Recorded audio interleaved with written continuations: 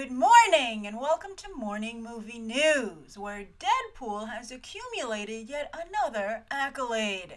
Yes, hot off of its 2 Golden Globe nominations for Best Comedy or Musical and Best Actor for Ryan Reynolds, it is now the most pirated movie of the year. And that's an important distinction because it puts it in the same league as the most pirated television show out there, and that is, of course, Game of Thrones. Now, that didn't hurt Deadpool's box office, all the pirating. It, of course, is one of the top movies of the year with over 700 million worldwide, and that's without going to China. But what's interesting to me is that while Deadpool's legacy is cemented at the end of the year, already doing quite well when it was released all the way back in February, a little bit of a backlash seems to be building, which always fascinates me because this has happened before, particularly with films that people seem to love unconditionally when they're released, and then when it threatens another film or another franchise down the line, suddenly everybody, has a very forgetful memory and is like, I never liked Deadpool, it's bad. For instance, in my video discussing the Golden Globe nominations, a number of people were upset that Deadpool was nominated and said that was absolutely ridiculous that it would be, receive such a distinction. And I think maybe it's because, if a comic book movie is going to get nominated, why isn't it Captain America Civil War or Batman v Superman, right? I think people, it's like, again, like we were discussing yesterday, sports teams. People really want to see their team in the playoffs, right? And I think that where I saw this most potently before was Gravity versus Interstellar. As you might recall, I did not like Gravity. I didn't dislike Deadpool. I just thought while the first 20 minutes or the first third act was genius, I felt that it got, it lost a lot of momentum.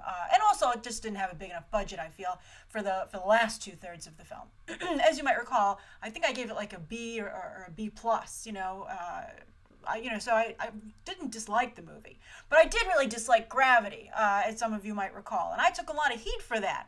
And I took a lot of heat for Deadpool. So I particularly find it interesting that people suddenly all come over to my side, a couple months down the line. But with Gravity, well, everyone said it was the best thing since sliced bread when it came out. When it threatened Interstellar, having already been the big Oscar nominee, having taken up all this box office space, when it was like a year later and everyone was like, well, we just did space last year, do we really want to do it again for Interstellar? And suddenly everybody online was like, Gravity's a piece of garbage, it's nothing compared to Interstellar, and it's just been really fascinating to watch. So, and also I have to tell you, in the top 10 vote of the year, the results will be revealed tomorrow, Deadpool is nowhere near a contender for the top movie of the year with you guys, with the audience vote. It's I think it's going to be in the top 10, but it's not going to be in the top 5, I don't believe. I have to tally the votes later today. But I found that very surprising. So my question to you watching this episode is, how do you feel about Deadpool today? Has your opinion changed on it? Did you always feel this way and you just feel a little bit more like you can vocalize it? Because people were very harsh when the movie came out, right? There really wasn't space for dissenting opinions. Is that what it is? Or maybe you just have indeed changed your opinion. You've seen the other movies that 2016 has to offer. Also, all the drama with the sequel might have made you see it in a different light. Ryan Reynolds and Tim Miller parting ways against Tim Miller's wishes. Junkie XL feeling so bad about the way things went down that he quit out of solidarity for Tim Miller. It's certainly indeed been quite an interesting couple of weeks when it comes to remembering Deadpool and what it contributed to the 2016 and comic book movie landscape. So that's the first story of the day. All right, so the second story of the day is a rumor that the Han Solo movie might move from May 25th, 2018, which is a Memorial Day weekend release, to December 2018. A number of you sent me this rumor because we discussed this exact same thing on Movie Math. Maybe someone's watching Movie Math, right? Although it's so obvious, I'm sure that the people at Disney must have realized this. But we discussed this at length about 2 weeks ago on Movie Math, talking about how Star Wars is quickly becoming a Christmas or holiday tradition.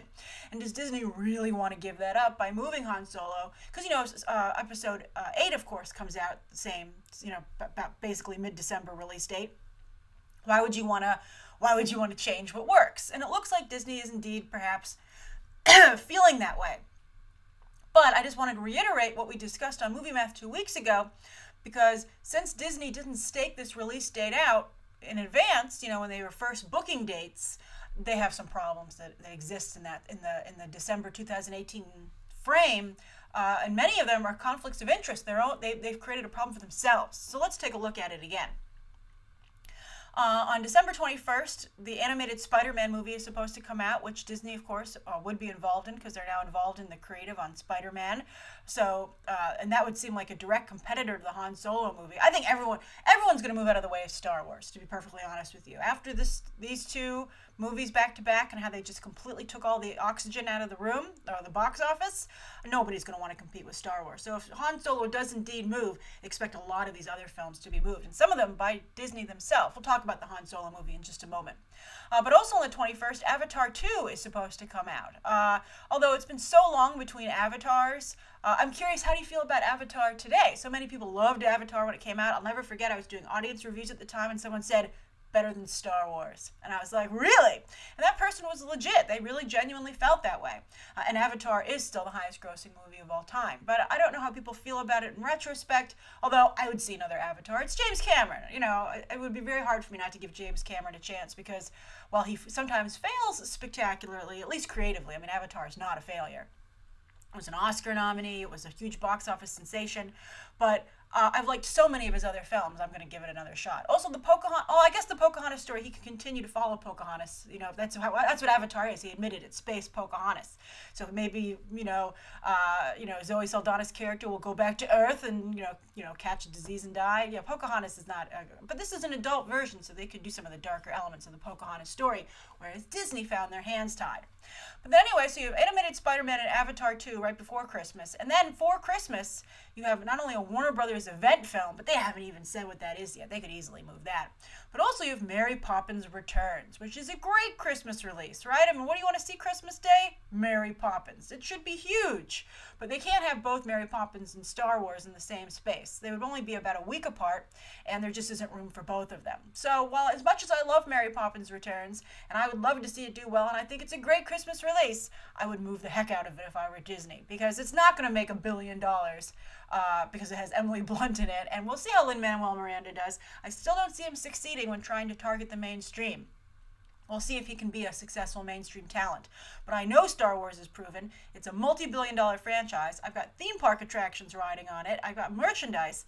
It gets the priority. So expect Mary Poppins Returns to have to move. And that might be what's taking Disney so long to make this decision, because that's a big investment for them as well. But as far as the Han Solo movie goes, maybe some of the other studios won't blink. Maybe Avatar wouldn't blink from Fox, because although I have to say, Disney also has an Avatar theme park in their Animal Kingdom land. So Disney's everywhere.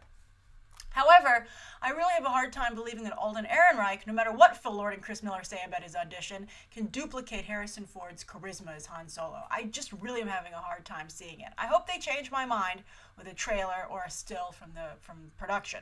But I do have tremendous faith in Phil Lord and Chris Miller. I've loved everything that they've done, and I do in some ways feel this is going to end up being the Lando Calrissian movie with Donald Glover, because I think he's better cast. So we'll see. So it's a little bit of a slow news week, so I actually have a recommendation for you for the third story, and that is an interview I think you should read. I strongly suggest you read this interview over at Deadline with Cameron Crowe for the 20th anniversary of Jerry Maguire, and he goes into quite a bit of depth about how the film came together. And there are a couple big important takeaways. I think it's a very realistic look at how the industry works for some people, but it's very important to get important to get an idea of what the politics and what the realistic situation is.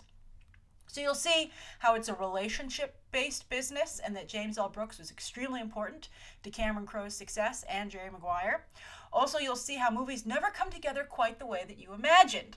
For instance, it's a very fluid business. You have to be open to change, and you can never be too married to anything. You can't fall too in love with any idea, because you're probably going to have to, kill your darlings, as they say.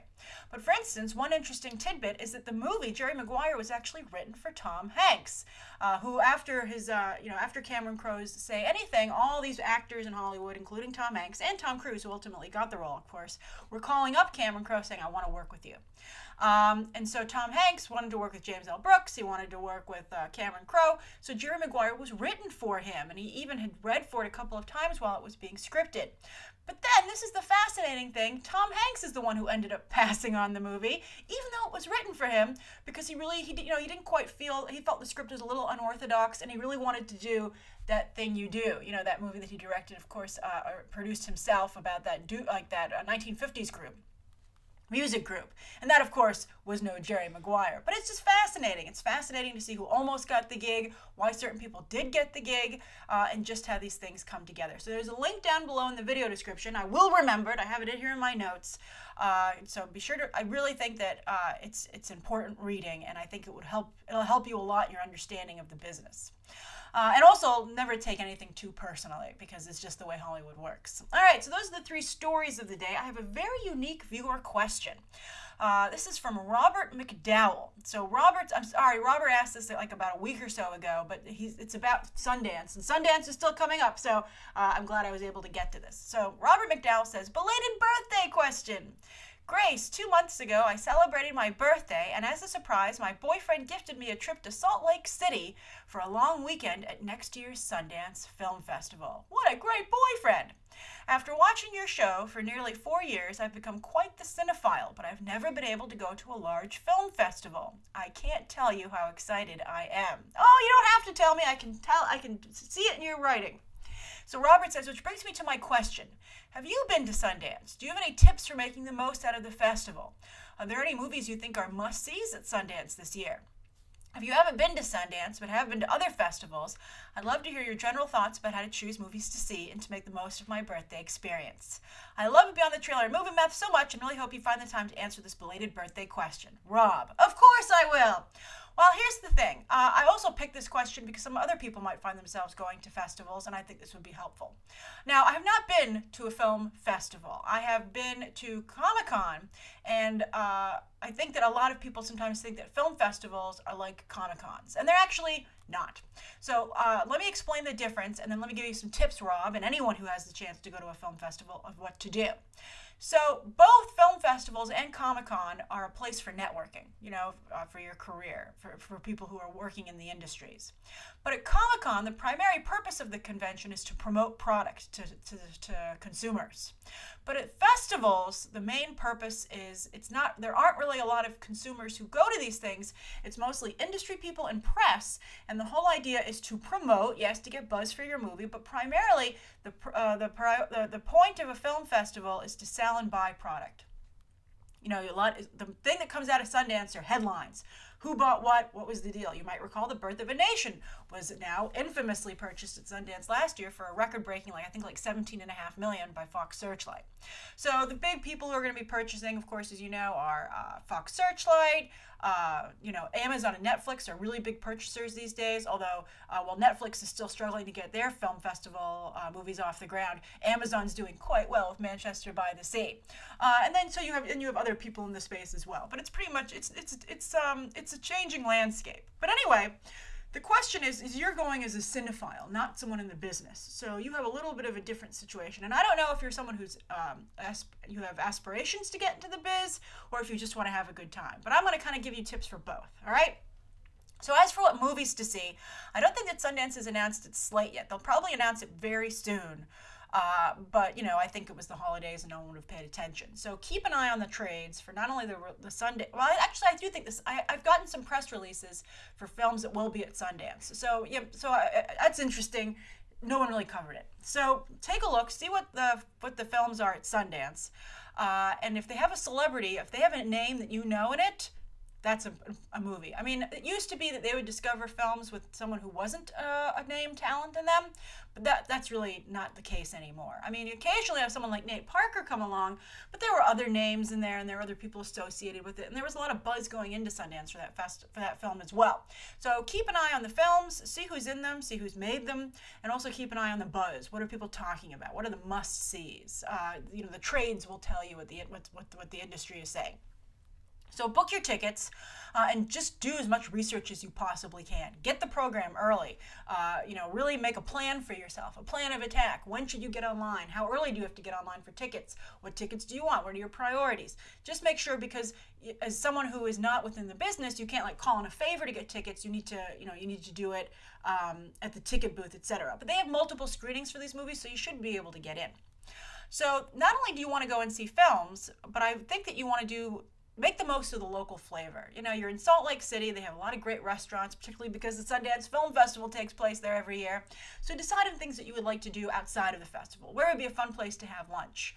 I would find where you would like to go. Find out, and also make sure a place isn't going to be closed for a party in the evening, because there are going to be a lot of private parties. And also find out if you need reservations so you don't get shut out of everywhere. So that's something that I would recommend that you do. And also maybe there's a day trip that you might want to take just to take a break from the festival. I would consider that as well. Now, as for parties, it's going to be very hard to get into them. Most of them are for industry, they're industry networking events. So I would think it would be hard for someone who's attending the festival to be able to get into those. However, something that you could potentially do are panels. See if anyone's doing a speaking, a Q&A, see what you can do there. That could be really interesting. And also maybe you can do a little networking there as well. Just, hang out, be conversational. And I also would I would make sure you see the value in talking to people who actually work for Sundance. Find out about the Sundance programs they also have Robert Redford also has a bunch of writing and directing programs, and also a lot of the films that you see at Sundance were workshopped through those programs and kind of made their way to the festival eventually. So just find out what's going. Be conversational, be friendly, be talkative. Ask for tips. What have you seen? What has a lot of buzz? A good restaurant in town? Just be really friendly and personable, and I'm sure that you and your boyfriend Rob will have a great time. So that's such a great birthday trip, and I think no matter what happens, I think the fact that your boyfriend thought of that for you and cared so much about what interested you, and that's no small gift, and wanted to give this to you, I think that the best thing about your trip is that you'll realize what a wonderful personal relationship you have. All right, so anyway, and also happy belated birthday. So thank you, everybody. That's today's morning movie news. Please write down below, I think, today's top 3 stories. Rob, as a viewer question, have any of you ever been to Sundance? What tips do you have for Rob? And then also anything that you'd like to see covered tomorrow and any questions that you might have. Thanks for watching. Bye.